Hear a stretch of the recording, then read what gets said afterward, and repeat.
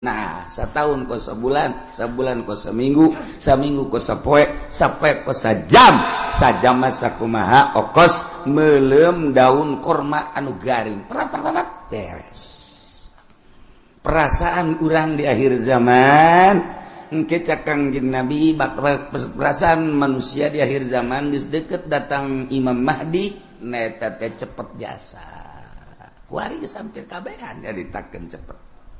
Kaiji disusul kedua yang mukjizat Kangjeng datang ka kos kitu teh nyaritakeun masikeun jauh ribuan tahun ku Kangjeng Nabi dicaritakeun di akhir zaman sabada terasa cepat ku kabehan zaman bakalna cuaca genjlong teh artina nu ngaran usim hujan nu ngaran usim panas. Musim hujan diisi ku panas, musim panas diisi ku usum hujan, sehingga sulit bagi petani untuk menerka musim hujan iraha. Sebab terjelas hujan, teu diperkirakan bulan eta hujan baik. Teu diperkirakan bulan eta bakal teu hujan, teu diperkirakan bakal hujan, teu jadi genjlog waktu. Eta geus tereh deukeut Imam Mahdi datang.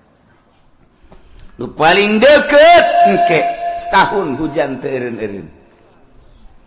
Hujan beta mengacrek bae hujan ke eureun sajam 2 jam mendung deui hujan.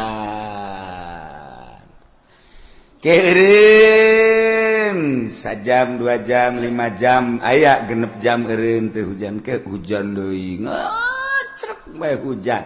Ke aya 12 jam teh hujan berarti sapoe tapi mendung ke beuting na hujan atau peuting teu beurang hujan setahun kitu bae cuman eta hujan teh lain wa taqdilana biha jami'a ma natlubuhu minal hajat wa tarfa'una biha indaka 'ala darajat jelema anu geus disingkapkeun hijab anu geus bisa nempo kana lelembutan nuku urang teu kadeuleu nyana maka deuleu nuku urang teu kadenge ku nyana maka denge mala ainun ra'at wala uzunun sami'at geus deuleuan manehanana dedengean manehanana geus ka ditu bae nyana mah ka alam nu itu alam nu langgeng. Ai urang mah ka dieu mah di dieu bae sebab urang mah disebut nage keur molor. Cakang jeung Nabi annasun niamun manusia keur sarare. Fa idza matu intabahu ke hudang-hudang paeh. Bari wakar heas. Jadi keur ngimpi kuari ngimpi jadi bupati, jadi gubernur. Nu ngimpi jadi lurah, nu ngimpi jadi kiai, pedagang, sudager keur ngarimpi. Barang maot mah hudang nyana. Gubernur eueuh, bupati eueuh, camat eueuh, lurah eueuh jang ngimpi tamah. Geusan barang maot.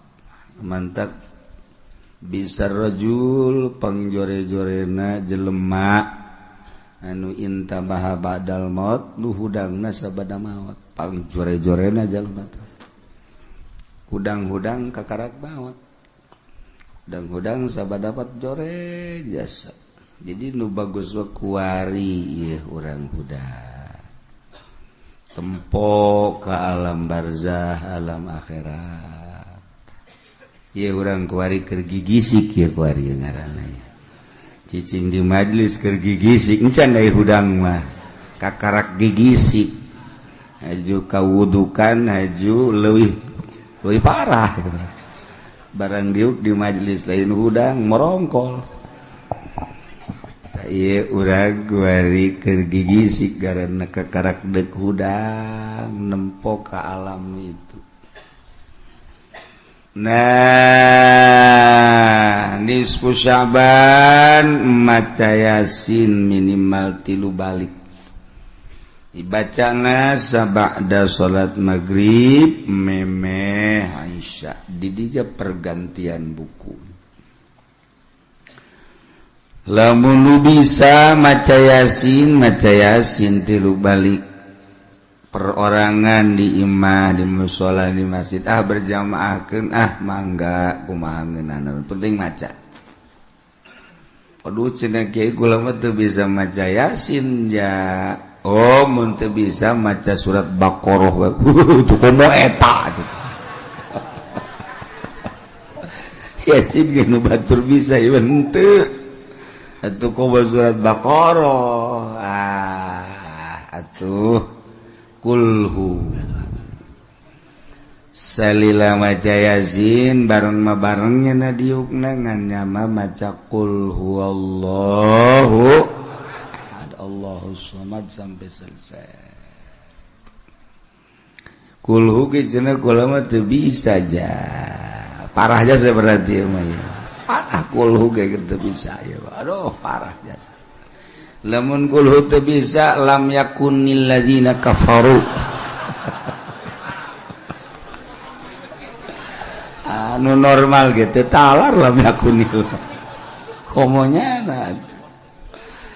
nah lamun teu talar berarti macana Fatihah bae. Awas yang ngomong teu bisa deh bae. Geus pamustungan jelema teu bisa Fatihah acan.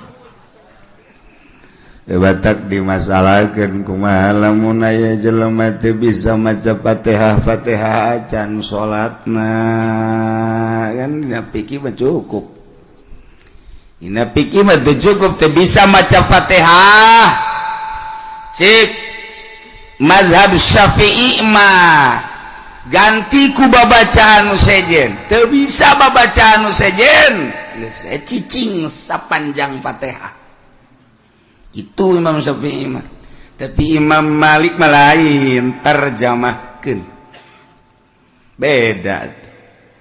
Menang jadi cek di luar mazhab Syafi'i mah, di luar mazhab Syafi'i mah mazhab Maliki mah Allahu Akbar. Dengan nama Allah yang Maha Pengasih lagi Penyayang. Bismillah berarti kan itu. Alhamdulillahirrabbilalamin, segala puji bagi Tuhan seru sekalian alam. Budak ngan wah gandeng-gandeng ieu masalah. Loba jalan keluar pikir mah mantak teu kudu dipermasalahkeun. Cek ieu meunang, cek ieu henteu, cek ieu henteu, cek ieu meunang teu kudu dimasalahkeun aya nu lain ijma' mujma' alaih. Nah, isbatu hayu pada ibadah. Hakikat da ibadah mah ja urang teh ruh awak masa kadar kurungna doang ngan sanajan bari jeung ruh salila kurungna normal tetep kudu dibawa teu bisa roh doang sia salat ja aing mah kadeureuk ku sia teu salat ja heueuh kunaon teu salat aing mah roh doang aing mah di imah bae ngedeng sakeuna. Bener-bener hebat ki. Ieu naon ki? Naon eta? Tambang ki. Jang naon jang nyeret aki ki. Teu bisa tuh, tetep bae kudu ku awak.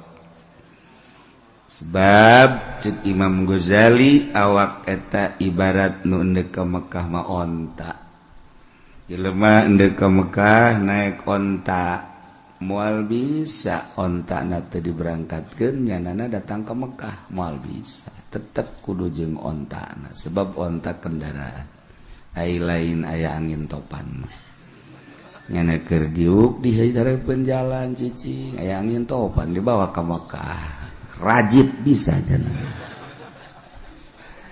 kitu keneh urang ibadah ka Gusti Allah na ieu teu bisa make roh doang cara kebatina tata tasawufa jeung awak biasa.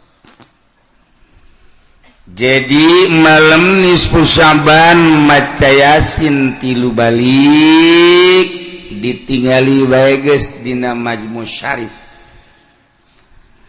Lamun teu bisa maca kulhu bae, teu bisa maca Fatihah jeung maca anu urang bisa.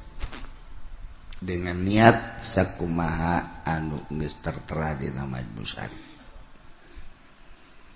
Ji minta dihampura dosa, dua minta rizki nu jembar jang ibadah, tilu minta panjang umur jang ibadah ka Gusti Allah Subhanahu wa taala. Aya salat dina nisfu Sya'ban, salatna khusus salat nisfu Sya'ban. Sabaraha rakaat kiai? 100 rakaat. Geus gideg ti heula. Boro 100 ada Jumat ge tilok yai. Komo dibere 100. Cuman sanajan aya salat nisfu Sya'ban lain paranti urang. Ieu mah kelas khawas. Kelas ba'dul arifin nyana geus nu salatna aya babacaan khusus, aya doa khusus, bahkan pakaianna ge khusus. Urang mah ulah tah asana senang diulahkeun teh. Senang kiai maning kitulah sakeuna teh. Daripada diteken titah 100 rakaat maning diulah. Ieu mah andai kata di lembur lantaran loba pendatang-pendatang kuari di seberang di Jawa di berbagai daerah nu ngajakan salat nisfu Sya'ban ulah bid'ah hukumna. Ulah bae geus mun nyana ge mun bisa dilarang mun nyana teu bisa geus sabodoke. Urang mah ulah milu. Ulah bae geus aningan urang maca yasin tas baca yasin salat isya tas salat isya mun maca Quran mun zikir mun sholawat mun teu sare kubacana kieu mun pake nonton bola eta ulah deui bae sarua teh jeung salat ulah hukumna salat jeung main bola akur beda gerser saeutik ai salat mah bid'ah ai main bola mah haram beda saeutik bid'ah ge haram-haram gane beda ngaran ulah sakali deui besi aya nu ngajakan salat boh kiai boh ustad sanajan kiai luhur ulah sebab eta mah fuqaha mah kabeh ngabid'ahkeun ulah andai kata urang diajakan tetep ulah geus bae cukup maca yasin bid'ah hukum kecuali aya jelema nu berthariqah khusus dina thariqah nyana salat 100 rakaat sebab babacaanna khusus doana ge khusus ke nyana bae nu salatna dilaksanakeun engke ba'da isya terus 100 rakaat datang ke selesai. Saya orang masalahkan kanyana maning mere duit kanyana cari sholat ya ima percaya guys kasih aja boga guru tak jeung amplop na gede barang di dulu kertas terus ulah urang baca ieu di bejaan teh hari urang lembur Tangerang nama moal aya tiba lagi.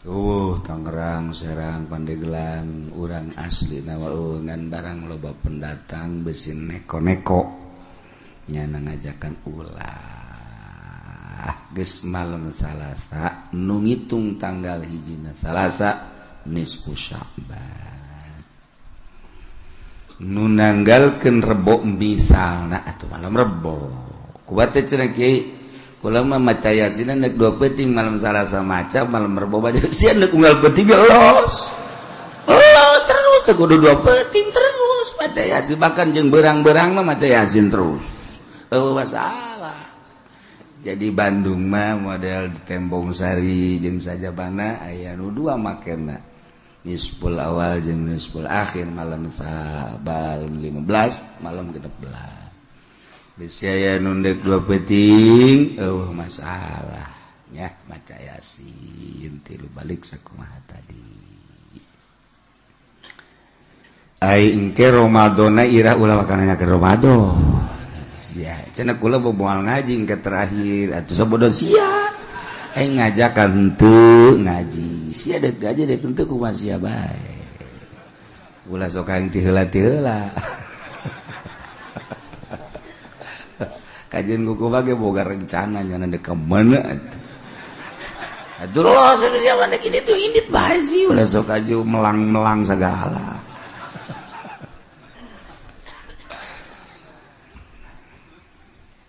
sabada ki musannif nyaritakeun tentang syarat jadi pemimpin nu jumlahna aya 10 kahiji syarat jadi pemimpin teh kudu beragama Islam status muslim teu meunang kafir wa kudun mukallaf teu meunang budak leutik teu meunang muedan ilu kudu urang merdeka teu meunang kasipatan kuroki amat hamba teu beunang opat zakaron kudu lalaki ulah cewek ulah awewe geus sing hade lamun geus diulah berarti bakal namun dipilih nimbulkeun karusakan tur nu milihna doraka sing ade nu kamari pernah milih awewe kudu ditobatan oh cenah teh mah kiai meureunanan teh mah nu ulah ge cak kiai di kulon ulah ge imam sholat awewe imam pamimpin mah teu naon sakeun oh kiai ongkoh nyana maca kitab tilok berarti kiai si tilok baca kitab macana Quran lain kiai teh kuyai mun nya ge maca kitab ieu tah baca tazakaron jadi kiai pan di negara urang mah lain negara Islam, negara demokrasi sarua. Ketika urang berhadapan jeung masalah eta, urang babagi supaya ulah terlalu jero teuing kasalahan urang. Geus masalah demokrasi, nyieun kasalahan meleg-meleg atuh ulah keun bae teh mah nyieun aturanna demokrasi. Urang kuari mah ulah terlalu ketiban tangga. Jatuh ketiban tangga jadi rengsek teman kayak gitu baru jatuh doang untuk ketiban rada deres paling ringsek doang guys nah jadi orang ulah sada jadi negara demokrasi ulah dipilih awewe aja nyelamatkan diri orang baik saya kiai anu ngajakan oh kiai geus mangga yang kiai bae teh mangga nyebrang di jembatan Siratul Mustaqim kiai bae gitu Isya aing mah hiber geus beres ulah sok sia mejeuna ulah sok ka kiai model kos kitu mah kiai kudu disoan model kos itu sia goblok kiai lebih goblok tolol tungtuna turut bejeun kiai aduh ampun kelima kudu bangsa Quraisy maksudna aya benang merah jalur kepemimpinan kudu boga jiwa pemimpin mun teu boga jiwa pemimpin rusak negara acak-acakan kagenep adlan kudu nu adil bener-bener teu mementingkeun diri sendiri nyana siap untuk membangun bangsa jeung negara aya tanda-tanda keadilanana sebab kadele kurang hiji mun naik mobil kacana tilok ditutupan Mana coba tangan pemimpin anu tenutupan kaca malaya. 2 mun boga rokok nyana teh kadeuleu masyarakat nah hayang ngarokok kajen teuing nyana teu ngarokok rokona dibikeun ka masyarakat. Tah eta kan ngeunaheun kana hatena. Menang we satahun pajakna dicokot rokok dibikeun pajak dicokot. Bloon. Nu jelas kudu adil. Urang nyangan adil hese. Ketujuh mujtahidan. Pinter berarti.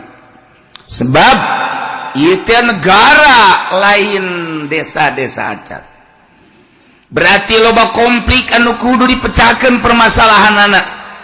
Nyana teu kudu tuh nyatanya deui. Andai kata nanya hanya sekedar perbandingan jeung ilmu nu aya di otaknya na. Supaya lancar ieu negara kudu mujtahidan. 8 sujaan kudu gede wawanen gagah. Ulah nu pelya-pelye gagah ngindaheun urang boga pamimpin nu gagah. Kumis gede mantap. Hehehe, janggotan, cambangan. Jadi urang neuleuh tanjagna ge asana betah urang. Barang neuleuh presiden atau raja urang, ya ini mah beti kali. Eueuh kumisan, eueuh janggotan nu cama ulah datang ka kos kitu. Teu bagus. Mun kunjungan ka Arab bisa didumling eta. Sujaan kudu nu gagah. 9 zaroin yang kaharep sing ade yang kaharep si ayang ke kaharep jang diri urang bae salametkeun tanggung jawabna ke di akhirat urang maka ditanya engke ieu mah nunggeus mah geus bae geus tanggung ka neraka geus nunggeus mah geus ieu nu endek bae endek. Nah deuleu ku urang mana nu gagah lalaki geus menaya hae wae ulah lalakina nu gagah pinter eta nu dipilih ku urang. Kajen nyalametkeun diri urang bae. Eleh menang sabodok aing mah geus sakitu ta pemikiran aing teh ya lantaran engke ditanya di akhirat. Jehe bang kumaha gitu.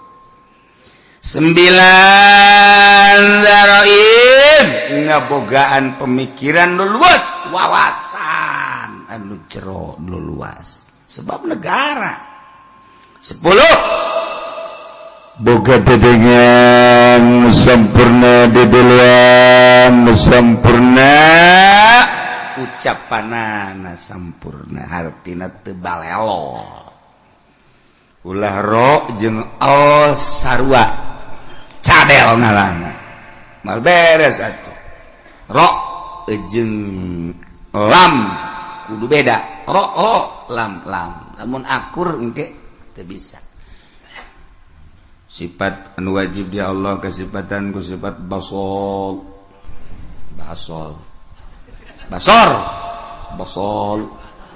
ro basol panjana cadel jadi basol ro lain l tungtuna dikurangan sifat wajib dia Allah sifat baso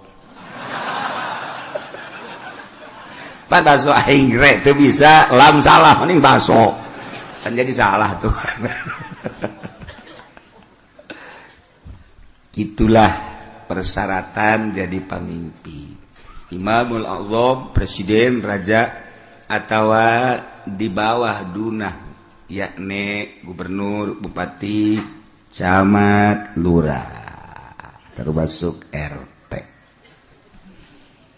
Itu teh raja RT teh sakarajaannya anak sa RT. Udah jadi takkan RT raja atau pakai celana pendek pada RT raja kuari dek jaritakeun kasahanana jadi imamah kumaha ieu sahna nyana jadi pemimpin seseorang anu memenuhi persyaratan 10 tadi sesuai dengan kriteria anu tadi nyana bisa sah memimpin bangsa kutilu perkara.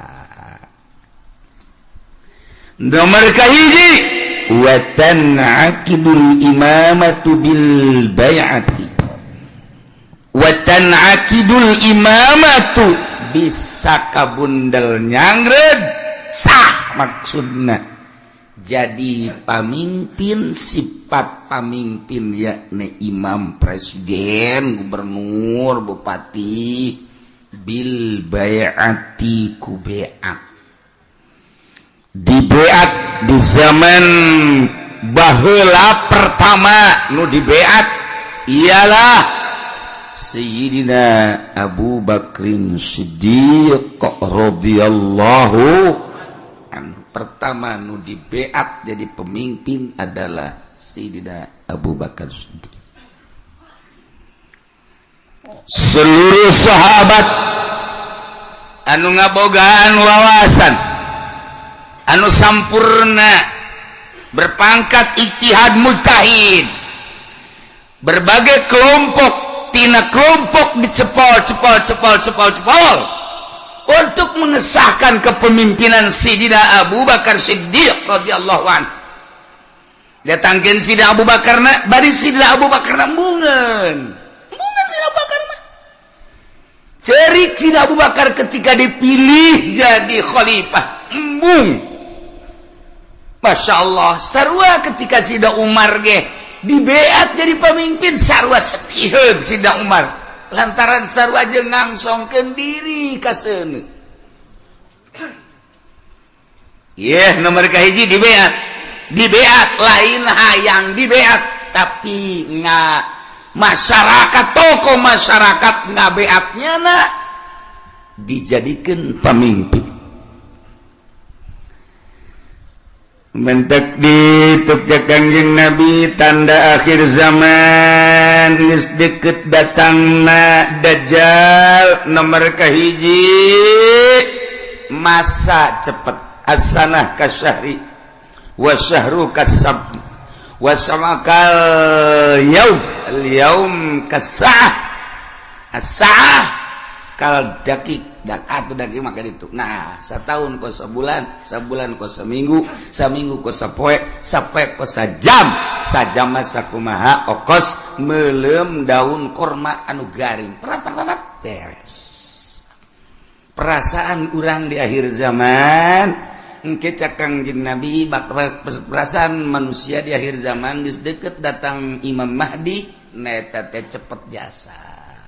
Kuari geus hampir kabehan nyaritakeun cepet. Kahiji. Disusul kedua yang mukjizat Kangjeng datang ka kos kitu teh nyaritakeun masih kana jauh ribuan tahun ku Kangjeng Nabi geus dicaritakeun. Di akhir zaman sabada terasa cepet ku kabehan zaman bakalna cuaca genjlong. Cuaca genjlong teh artina nu ngaran usim hujan, nu ngaran usim panas. Usim hujan diisi ku panas, usim panas diisi ku usum hujan, sehingga sulit bagi petani untuk menerka musim hujan iraha. Sebab terjelas hujan, teu diperkirakan bulan eta hujan bae. Teu diperkirakan bulan eta bakal teu hujan, teu diperkirakan bakal hujan, teu jadi genjlog waktu. Eta geus tereh deukeut Imam Mahdi datang. Nu paling deket engke setahun hujan teu eureun-eureun. Hujan beta mengecrek bae hujan ke eureun sajam 2 jam mendung deui hujan. Ke eureun sajam 2 jam 5 jam aya genep jam eureun teh hujan ke hujan deui ngecrek bae hujan. Ke aya 12 jam teh hujan berarti sapoe tapi mendung ke beuting ina hujan atau peuting teu beurang hujan setahun kitu bae cuman eta hujan teh layum bitun nabat henteu ngajadikeun tatangkalan ongko hujan tapi garari teu jaradi pepelakan nu melak naon bae ge biasana mun kahujanan nyembrung ieu mah malak garing teu jaradi. Nah lamun geus eta terjadi eta geus detik-detik terakhir bakal datang Imam Mahdi. kuari maka karak datang ge ka hiji perasaan cepet zaman nomor kedua waktu geus sada ngagejlog kuari musim hujan musim panas mata Kangjeng Nabi Masya Allah ieu mujizat Kangjeng Nabi kula wasok mutalaah ni mujizat pohara geus karasa kuari tinggal ngecerk hujan engke aya suara di berbagai pelosok di kaler aya suara seperti suara ki trompet atau suara ti kidul atau ti kulon suara ti wetan atau ti jerotan aya suara gesekan-gesekan atau suara ti luhur ieu ge sarua geus tereh datang. Nih ngecerk hujan nih ti Kangjeng Nabi bakal ngecrok tapi teu jaradi tatangkala panas ongkoh musim hujan tapi panas kokos urang naik mobil mewah tapi kesangan slow bapan gue naik mobil do mau Fortuner AC-na gede tapi di jero mobil kesangan sebabnya di udag-udag hutang mobil lagi ngiriditan hutang kawin mah ya tilu aya opatna ngan dibobodo kabeh ge ku duitna ngahutang di bank nah ieu ge di akhir zaman barudak jing ke baroga hutang kabeh Masya Allah peneleuan hadis Kangjeng Nabi akhir zaman geus rada loba di antarana engke jelema lalumpatan menuju neraka. Kangjeng Nabi di akhir zaman mah kabeh jelema lalumpatan menuju neraka. Sahabat caricing bae. Maksudnya salah tante Kangjeng Nabi ngomong nyarita. Kangjeng Nabi balik deui ngomongna di akhir zaman mah jelema lumpat kabeh ka neraka. Percis kos kuya mun dibahasakeun urang mah. Kos kuya ngagejeburkeun diri ka cai. Kuya di luhur aya naon bae gerbek-gerbek blus kuya maka cai aya naon gerbek blus ta ieu masyarakat manusia di akhir zaman percis kos kuya nyalabatkeun diri ka cai ieu ge lalumpatan ka neraka jadi ngagejebur-jeburkeun maneh ka neraka di akhir zaman mah sahabat tetep masih culak-cileuk keneh wae masa sih cak hatena neraka kan seuneu manjur jelema kudu ngagejeburkeun ka seuneu. Ima jelemana meureun teu normal di akhir zaman teh wae mah Kangjeng Nabi salah ye, masih didengekeun bae ku sahabat. Asana meureun aya kekeliruan ieu Kangjeng. Kangjeng Nabi kan weruh sadurunge winara. Sahabat teh masih kene culak-cileuk.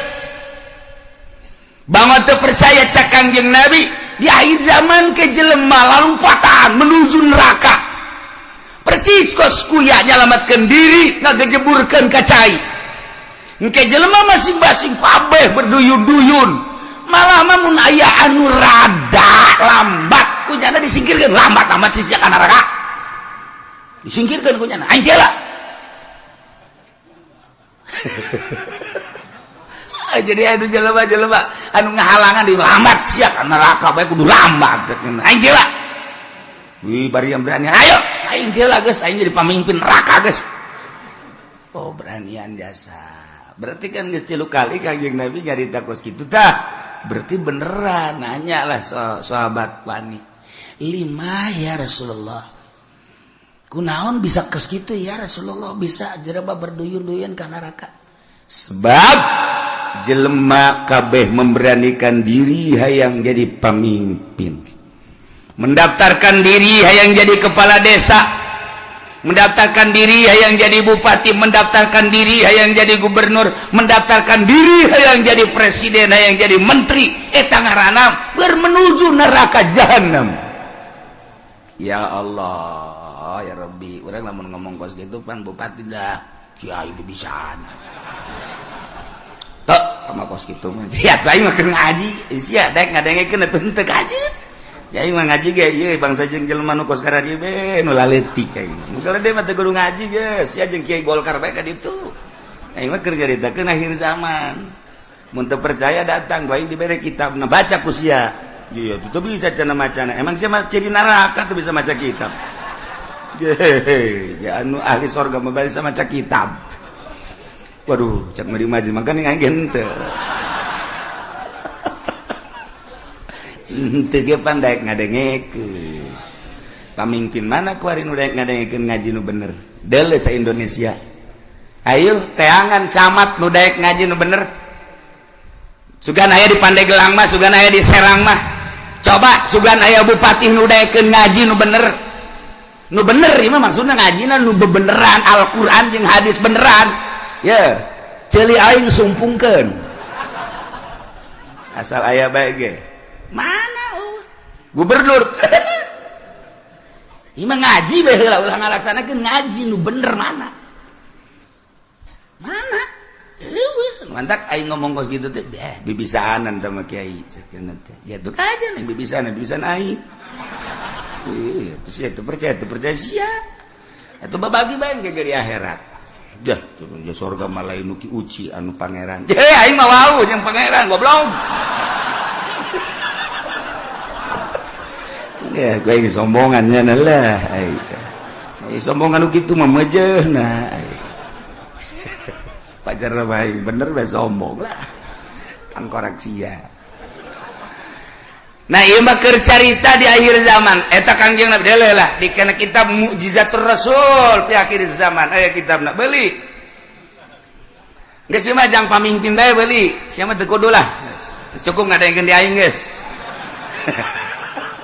ya Kiai Golkar tilok ngomong nu kitu pan Kiai partai tilok aing ye gua ngomong ye berduyun-duyun jelema menuju neraka kaget sahabat salah ngomong meureun Kangjeng berduyun-duyun jelema ka neraka asana lain meureun berduyun-duyun jelema ka neraka aya anu mandeg disikirkeun awas ya ayo sama ka nerakana halangan aing oh berarti bener cek sahabat lima ya Rasulullah kunaon lantaran jelema memberanikan diri hayang mimpin batur puguh diri nage bobolokot ku dosa dek mimpin batur pan di zaman Kangjeng mah asal aya nu hayang we nyekel bendera memimpin perang ulah cek Kangjeng Nabi berarti aya gorod di balik mimpin perang aya keinginan nu tersembunyi di jerona ada udang di balik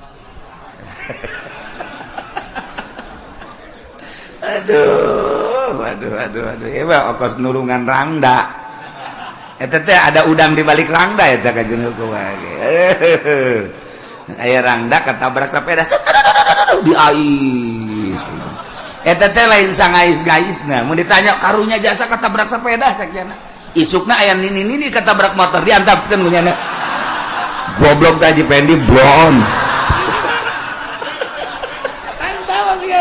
korek ada udang di balik eta aduh masya Allah nah iya ge jekel bendera ketika hayang teh cek Kangjeng Nabi aya gorod ketika embung karak ya masya Allah mulus berarti nah jelema di akhir zaman teh anu memberanikan diri hayang jadi pemimpin berarti nyana keur lumpat menuju neraka jahanam jelema anu dagang di akhir zaman mah berarti jelema anu siap ka neraka anu dagang deh sahabat kaget je pan ka dagang-dagang atuh kaget sahabat ge pan ka dagang-dagang kunaon sebab di akhir zaman mah eueuh anu teu riba dipikir jah berarti menuju neraka kabeh eta geus deukeut tamatah geus kos kitu mah geus deukeut jasa nah keur cerita akhir zaman tanda-tanda akhir zaman kasatu waladi zina tanda akhir zaman teh mabok tanda akhir zaman teh kitu sarik maling kabehan maling geus puguh masyarakat maling HP maling sepeda maling motor maling mobil atuh jadi negara ge maraling beda ngaran doang jang masyarakat mah maling jang di luhur mah korupsi beda ngaran urang lembur teh nyahoan korupsi pajar lain maling aja maling, mun urang bebeja kak orang lembur kan ini tuh itu tuh tukang korupsi, bagus amat, bagus. itu nyaon korupsinya nama sarua jeung air mineral barang kurang dibere ini air mineral embung ini mah air mineral mah kunaon eta kan dicampuran mineral oplok cek jana meureun mineral teh pajar ragi lah kira-kira gitu tah nih air mineral bagus nih embung ini mah ayo kudu dicampuran mineral je ini udikna gebelah ditu deui udik tamati udik teh masih 2 km ka ditu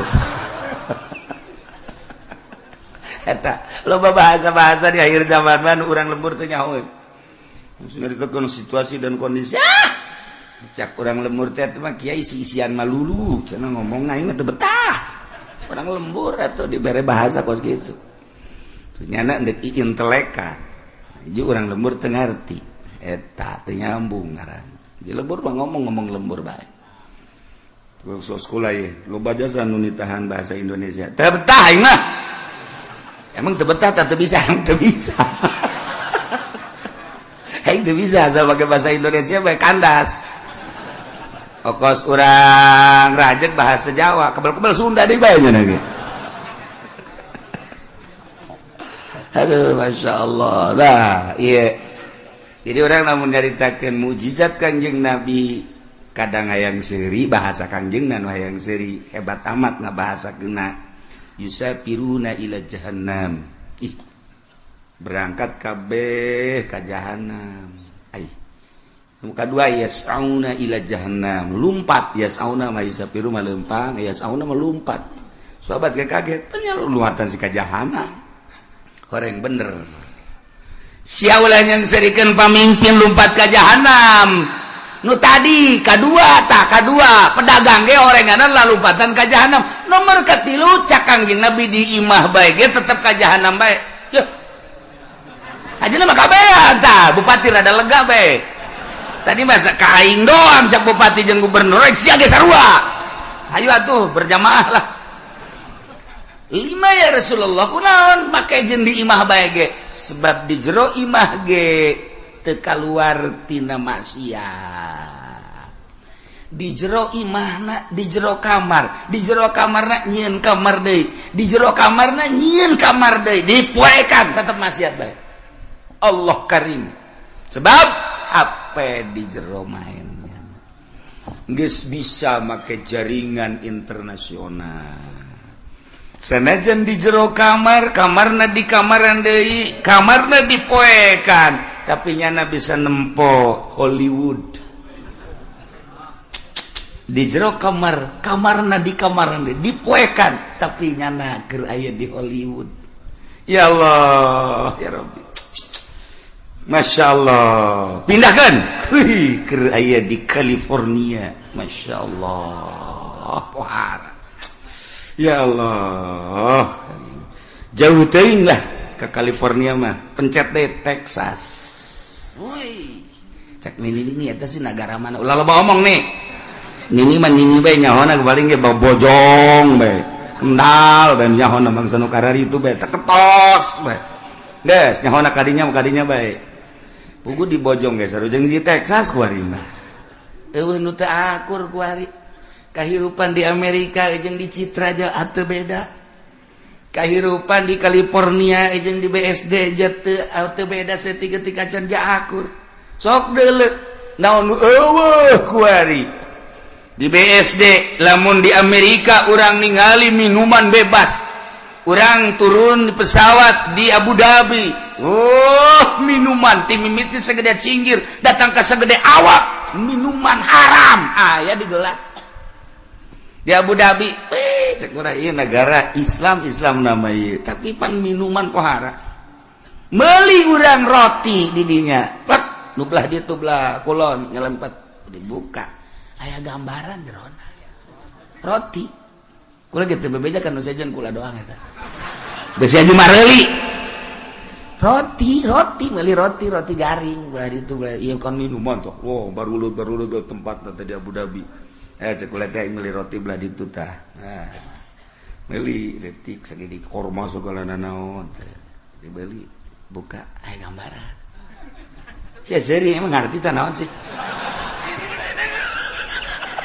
Sudah aya gambaran tuh pakai celana sih ya.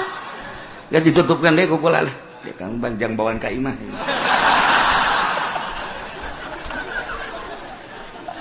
Masya Allah Karim. Itu beres, itu beres. Haji carita ye, kan hanya ngarokok, kan tumuna ngarokok bebas. Ayalah tempat-tempat dah di bandara teh. Di ditu hiji dia ya, karena ada sepi di dia ya. Ulah asup kadinya. Keur asup mah kula sorangan. Menang meureun menit, brus urang baru le datang. Marah ke calana. Make sakieu. Ya, aing betah ya cek. Perlakuan ngalakukeun nu teu senonoh di jero dihareupeun manusia-manusia geus biasa. Kaluar we kula. Masyaallah karim. Eta di Abu Dhabi, kos kitu di Abu Dhabi encan di jerona eta kakarak di bandara. Masya Allah karim, encan di Amerika, encan di Inggris, encan di Jerman, di Prancis. Teu kudu jauh-jauh di urang emang kumaha gitu. Masya Allah. Tanyakeun ke kacamat ge. Nanyakeun kacamat berarti rahasia. Geus teu kudu nanyakeun ka urang lembur kacamat, camat anu gaul tapi camat. Saha? Teu jauh kula wae, teu jauh gitu. Jauh jasa. 1 2 3 4 camat nu gaul nu sok biasa kapanggih di satelit. Terus siapa semuanya satelitnya tadi mana? Dasar lembur sih mah. Kampungan. Kos gitulah Indonesia eta ge Tangerang. Mantak berduyun-duyun menuju neraka. Di akhir zaman geus eueuh anu henteu lumpat ka neraka. Cerik kabeh sahabat ketika cerik tetapi aya keneh manusia di eta zaman anu tetep ngomongna teger bae nyana menjaga mata ceuli jeung sajabana tetep bae ka Allah eta teh cek Kangjeng Nabi saeutikna ge saeutik deui qolilan bahasa qolil teh saeutik agol min golil. Jadi itu bahasa Kangjeng Nabi agol min golil. Leuwih saeutik tinu saeutik jasa mun cak urang mah. Saeutik jasa eta ge direntogan bae ku bangsana deui. Nyana negakeun ke hak, negakeun adil, jujur dina kakarak nyarita doang geus direntogan ku berbagai tokoh, ku berbagai masyarakat, ku berbagai tapi tetap aya bae cak Kangjeng Nabi. Datang ka engke Imam Mahdi turun, datang ka Dajjal aya bae hiji mah setiap negara kabupaten dibere ku Allah hiji. Cuman geus hese nyalametkeunana sakadar nyarita. Iyalah Kangjeng Nabi nyaritakeun mukjizat di akhir zaman. Geus kuari mah zaman geus karasa cepet, waktu ngageser geus encan doang hujan ngecrek satahu angkep lamun kula nyaritakeun Mekah bakal dilebaran, Madinah bakal diberet geus eukeur malah. Nah ieu tinggal hujan ngecrek satahun tapi teu jaradi. Naon teu jaradi. Jelema berduyun-duyun menuju neraka jahanam. Teu karasa Masya Allah. Tetap orang memantak ngaji, orang hayang salamet. Mudah-mudahan orang kabehan disalamatkan ku Gusti Allah. Keluarga orang, pemajikan, anak incu orang disalamatkeun. Pamimpin orang geja eta mah ku nafsuna ieu ketika nyana ngaragap nurani nama tetepnya lagi ceurik sarua bae hayang salamet.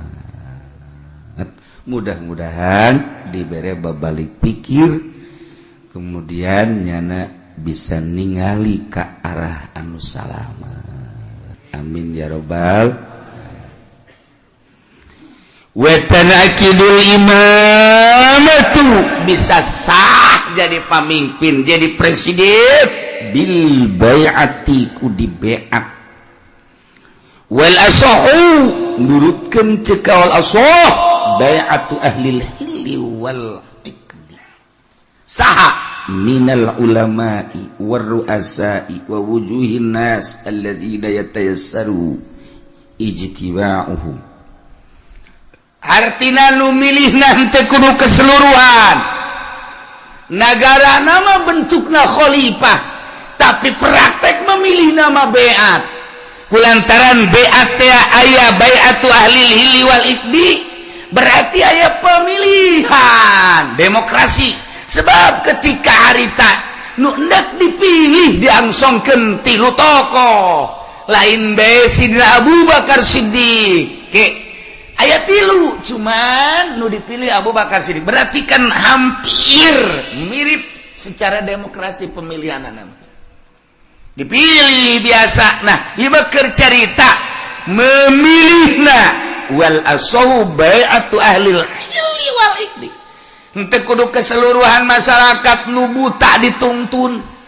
nu torek dituntun nu nini dituntun teu kudu jadi dipilih per desa sabaraha nu boga wawasan untuk maju lamun sakecamatan sabaraha desa pilih per desa teh mun sadesa aya 18.000 manusia kemudian diperkecil deui ku ari mah di kitu naon ngaranna dipekarkeun jadi 8.000 atau 7.000 per desa eta nu 7.000 tingali per kelompok-kelompokna sasi nu boga wawasan untuk maju ieu teh jang keselamatan bangsa jeung negara ahli hilli wal iqdi geus ulama nu milihna ulah diberean duit di umrah-umrahkeun supaya manehanana milih tegala dibere motor dibere mobil aduh eta mah sogok menyogok ngaranna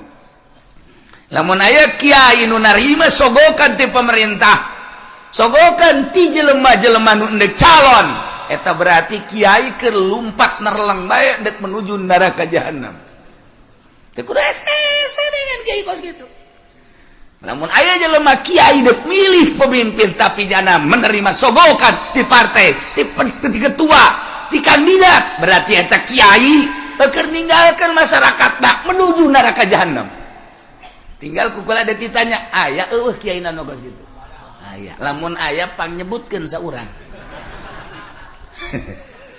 coba ulah isin-isin saurang bae di Tangerang bae teu kudu ka sarang-sarang Tangerang aya weh aya urang pasar Kemis aya weh sia mah aya bae kagak deketan ka Cilongok sia sia mah deuk ka aing meureun kajen kuku mah ge dasarna sia mah ekstrim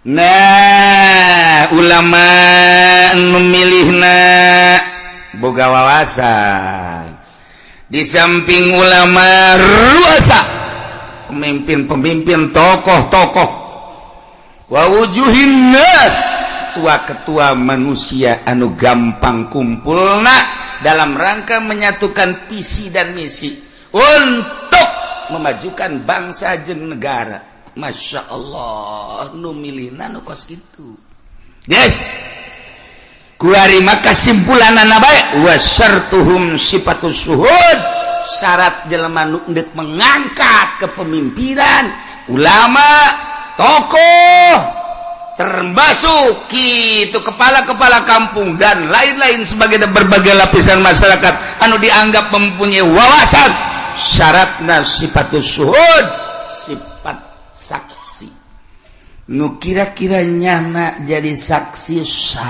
sah berarti kasifatan minal adalah wa gaya nu milihna kira-kira santai jadi saksi sah berarti ngabogaan sifat adalah eta jadi henteu sakabehna ieu mah kabeh kita milih nu embung dibere duit anu embung ge dibere mobil keuna ngeungkeuy milih ka ditu dipaksa ngaranna eta kos kitu mal beres satungtung pemilihan umum model kos kitu nagara ulah diharapkeun kudu beres satungtung kiaina nu endek ngararapih ngabantuan jangan luruskeun nagara nyana ngabutuhkeun kana sogokan keneh ieu mal beres nagara nyana nu sok pidato wow rosi wal naon gara-gara dituna finar cek nyana ya ar-rasul murtasi finar nyogok nyung narima sogok ka neraka hulunya anak tas dibere motor mio nah cekal huluna heuy sia ngomong goblok ieu ngomong teu bareres goreng kiai ongkos jalan badu di kota Allahu Akbar kayak nanaon Allahu Akbar pas azan Allahu Akbar hes tiap tadi Allahu Akbar beratas itu Allahu Akbar waya azan hes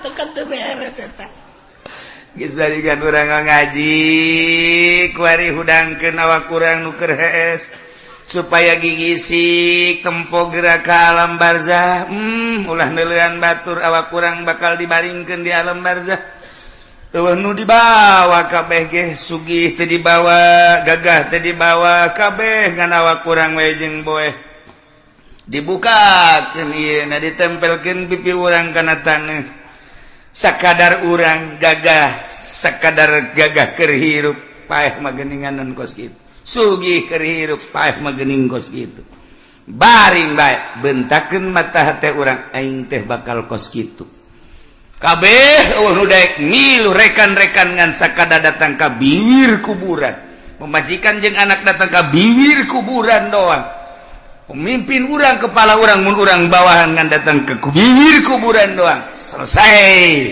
ditutup kuburan urang sorangan di jero tanggung jawab urang bakal datang amal-amal urang bentakeun mata hate urang eta nah lamun geus bentak itu kan rada dijaheueuh horengan eta ngaranna bentak udang ngaranna geus inget kanu bogana ka Allah Subhanahu wa ta'ala. Nailah di negara Islam cara memilih pemimpin di beat cara ngabeatna cekawal asob beatu ahlil hili wal ikdi ngabeatna ahlil hili wal ikdi yakni minal ulama war ru'asa wa wujuhin nas ulama-ulama jeung pemimpin-pemimpin jeung tokoh-tokoh masyarakat anu mudah berkumpulna untuk menyatukan visi dan misi dalam rangka melajukan bangsa jeung negara. Syaratna